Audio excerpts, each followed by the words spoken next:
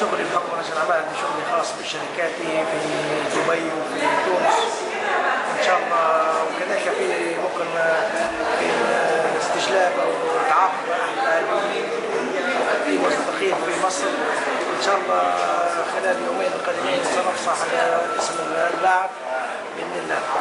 طب إيه بناء على إيه تم التعاقد مع كابتن حسام؟ يعني إيه المعايير اللي أنتوا اخترتوها؟ المعايير خلال اجتماعات مجلس إدارة نادي الأهلي طلب، بس المعايير حكم إن عندها إنجازات بطولات أفريقية، بطولة أفريقية، بطولة السوبر، بطولة محلية، ليه رؤية فنية، ليه عيوب، ونحن عندنا عين ليه يشبع الرؤية الفنية الخاصة به.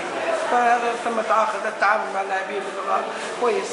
حسام البدري كابتن ليه بطولات كبيرة ويدرب في فريق كبير مثل الأهلي المصري، وهو كذلك مدرب كبير. سمعنا ان في ناس يعني زي صبري رحيل هيتم التعاقد معاه، صحة الموضوع ده؟ لا بس تم التفاهم معه، لكن هو لقينا موقع صبري رحيل مع نادي الاهلي المصري واخذ 25% من قيمة التعاقد، ولكن احنا كمجلس ادارة ما نبغوا اي مشاكل مع الاندية، فلو تم التعاقد مع النادي الاهلي المصري ان شاء الله التوفيق وان شاء الله بيوفق.